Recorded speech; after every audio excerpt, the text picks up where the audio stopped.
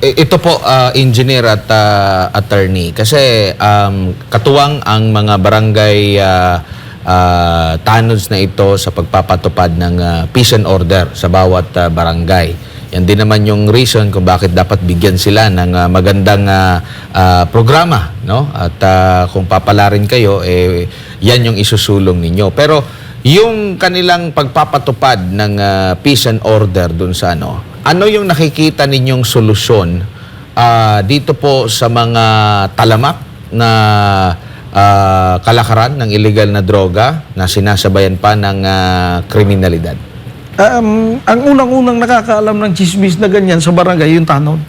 Kaya kung minsan, doon din medyo natatakot din ang tanod kung minsan na ibuwis ang buhay nila. Pero bibihira. Kaya kung matatap lang ng gobyerno, ang network ng mga tanod ay madaling ma-determinar, madali ma-identify itong mga gumagamit ng illegal na droga, nagtatransaksyon ng illegal na droga sa ating mga kabaranggayan.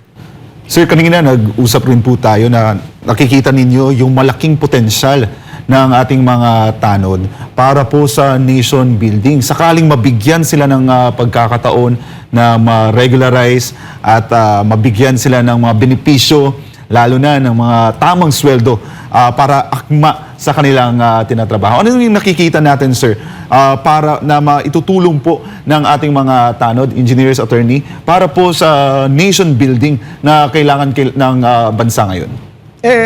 Itong mga hanay ng mga tanod natin, ang talagang kadalasan, sila na yung pagdating sa kalikasan, sila yung madali mong mautusan, mag-tree planting kayo, masaya yung gumagawa ng mga ganyang bagay.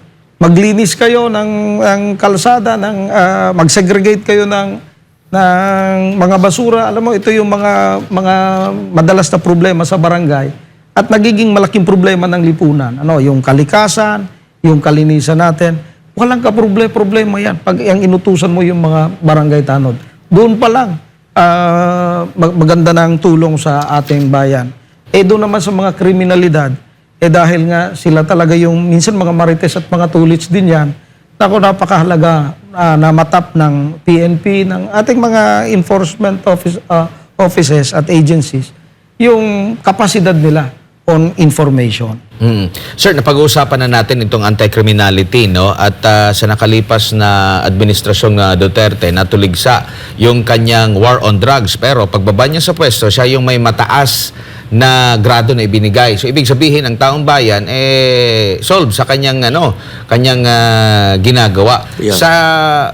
Mula noong administrasyon hanggang sa kasalukuyan, anong masasabi ninyo sa sitwasyon sa mga barangay? Mas lumalaba, mas okay, mas maganda, or dapat nating ibalik yung ganoong estilo? Kasi ito saklaw din ng mga barangay tanod. Sila rin yung tagapag-implement. Doon naman sa pagdating dito sa pagtatap ng mga barangay tanod sa kriminalidad, nung mga panahon naman na ipinatutupad yung anti-criminality programs ng ating nakaraang Pangulo, malaki rin po masasabi natin na pagtanong tayo sa kapulisan, malaki po ang ambag ng mga tanod natin, lalong-lalo doon sa mga impormasyon. Kadalasan naman nagiging tinatawag sila mga asset. Kaya hindi ho bago sa hanay ng mga tanod yung pagtulong sa ating kapulisan pagdating dito sa mga programang anti-criminality. Si Engineer, baka may dagdag. Sa ako lang, based on my observation, kasi ako taga Mindanao, usually may ko sa Davao, nakikita ko talaga yung how the previous president really managed our country. Kasi sa Davao, tingnan mo, December, wala talagang yung mga firecrackers, bawal doon. So bakit na-implement yun? Dahil sa mga tanod. Kasi magre-report agad Sir, dito na may nagpaputok. Huli ka agad. Sir, may dito sira. Madali ang that is Davao City. No? Kasi if you go to Davao during December, wala talagang mga firecrackers.